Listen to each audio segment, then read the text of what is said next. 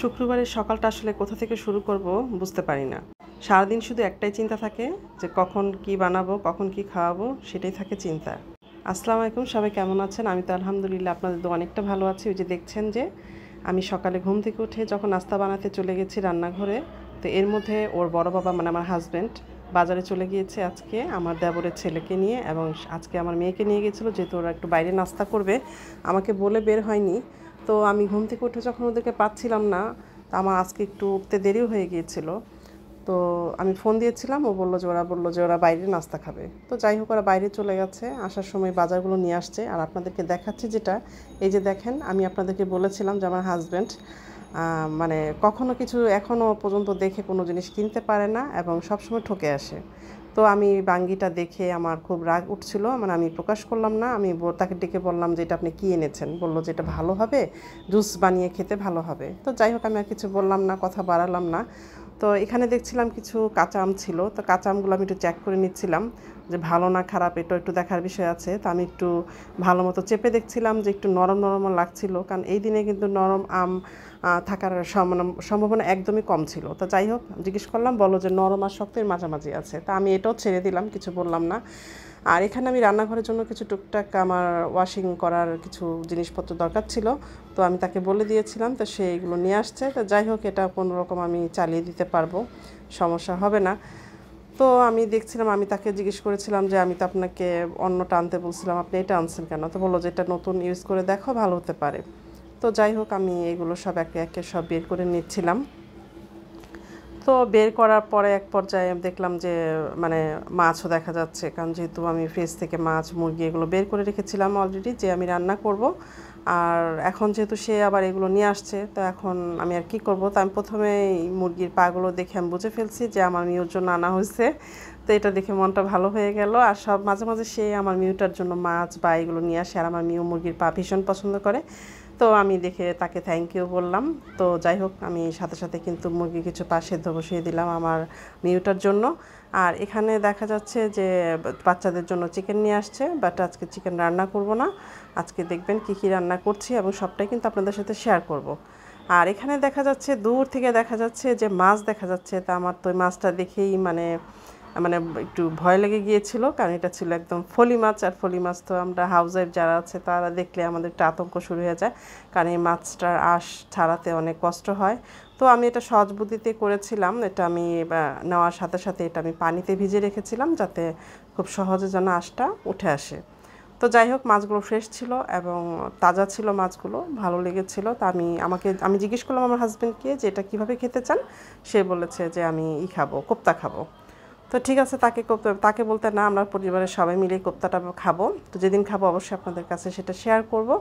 আর এখানে নিয়ে আসছে গরুর গুর্দা, নিয়ে আসছে। যেহেতু আমি বলেছিলাম আমার গরুর কলিজি ফ্যাপসা খেতে ভীষণ মানে ভুনা খেতে ইচ্ছে করছিল, কিন্তু যেহেতু আমার হাজব্যান্ড খেতে পারবে না এর জন্য আনা হয়নি।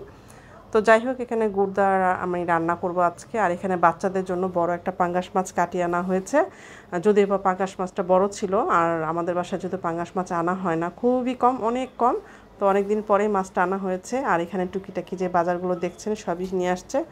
তা আলহামদুলিল্লাহ, মানে কি শুক্রবার, যে বললাম শুক্রবার সকালটা কখন হয় দুপুর কখন হয় আসলে আমি টের পাই না, মানে আমার কাজ দিয়ে শুরু হয়। তো এই হয়েছে অবস্থা। তো এখন আমি বাজারগুলো সব কিছু একদম গুছিয়ে ক্লিন করে রেখে দিব। আর এদিকে আমার মেয়ে বসে বসে আইসক্রিম খাচ্ছিল। আর আমি চলে আসলাম রান্নাঘরে। আসার পরে মাছগুলোকে আগে পানি দিয়ে একটু ধুয়ে তারপর আমি এখন এটা পানিতে ভিজিয়ে রাখবো অন্য একটা পাত্রের মধ্যে। তো যাই হোক, এখানে আমি ডালটা বসিয়ে দিয়েছি, মুসুরিটা লাম দিয়ে রান্না করব। আর এখানে আমি একটু ঢেঁড়স ভাজি বসিয়ে দিব, যেহেতু দুটো বসিয়ে দিয়ে আমি বাকি কাজগুলো কমপ্লিট করতে থাকবো। আর এখানে আমি শুকনো মরিচ দেই, কিন্তু আজকে আমি দেইনি, কারণ খুব তাড়াহুড়া ছিল, মানে আমি ঝটপট কাজগুলো করতে চাচ্ছিলাম। তো আমি এখানে ঢেঁড়স ভাজিটা করে নিচ্ছিলাম। ঢেঁড়স ভাজি মানে আমার খেতে ভালো লাগে, বাট আমাকে ডক্টর নিষেধ করেছে ঢেঁড়স ভাজিটা না খাওয়ার জন্য। আর এখানে আমি ডালটা ফুটে আসার পর এখানে লবণ হলুদ দেওয়ার পর ঘুটে দিয়েছিলাম। দেওয়ার পর এখানে আমগুলো কেটে আমি পানিতে রেখে দিয়েছিলাম। দেওয়ার পর তারপর এখন আমি ডালটাকে বাগার দিয়ে নিব। আমরা বাগার বলি, আমাদের দেশে বাগার বলে। তো ডালটা যখন একটু মানে আমটা সেদ্ধ হয়ে আসছিলো, তখন আমি রসুন আর পেঁয়াজ কুচি দিয়ে ডালটা, মানে পেঁয়াজ কুচিটা যখন ব্রাউন কালার হয়ে আসবে তখন আমি ডালটা বাগার দিয়ে নিলাম। তো তো যাই হোক, আর আমের দিন আসার পর থেকে তো আমি আম ডাল দিয়ে ভাত খাচ্ছি। মানে আমার কাছে, আমি যে বললাম মাছ মাংস আমি এগুলো কিছুই খেতে পারি না, আমি শুধু ভাজি আর ডাল আর ভর্তা, তো এগুলো দিয়ে খাই। আর এদিকে আবার আমার হাজব্যান্ডের জন্য যে সে বাঙ্গিটা এনেছিল তাকে কেটে নিয়ে সামনে দিলাম খাওয়ার জন্য। সে বলছে, আমি জিজ্ঞেস করলাম যে নেন আপনার খুব পছন্দের বাঙ্গি নিয়ে এসেছেন স্পেশাল, তো সে বলছে না না তুমি কি ভাবছো, বাঙ্গিটা আসলে কিন্তু মজা। তো যাই হোক, সে আমাকে বলছিল তার কাছে মজা লেগেছে, এটাই ভালো। আর এদিকে আমি যেটা রান্না করছি সেটা দেখছেন, এখানে আমি দুন্দুল দিয়ে আমি গুঁড়া মাছ রান্না করব, টাটকিনি মাছ এটা। তো এখানে আমি মানে হাফ সিদ্ধ করে নিব, যেহেতু পুরোপুরি সিদ্ধ করব না, এখন আমি মাছ দিয়ে দিব অল্প কষানোর পর। যখন যেহেতু দুন্দুল নরম তরকারি মানে সবজি, অতএব অত বেশি আমি কষাবো না, এখন মাছটা দিয়ে আমি হালকা একটু কষিয়ে নিব। তো কষানোর পর এক পর্যায়ে মানে একটু হালকা করে কষানোর পর মাছটা বেশি সেদ্ধ হয়ে গেলে তো পরে বেশি নাড়াচাড়া করা যাবে না। তো আমি এই মাছটা রান্না করে নিয়েছি, যেহেতু আমার বাসায় প্রতিদিন মাছ খেতে হবে, মাছ রান্না করতে হবে, মাছ খেতে হবে মোট কথা। মানে মাংস তো যেমন তেমন, এর জন্য আমার বাচ্চারাও খুব রাগ হয় যে তোমরা প্রতিদিন এত মাছ খাও, এত মাছ খাও।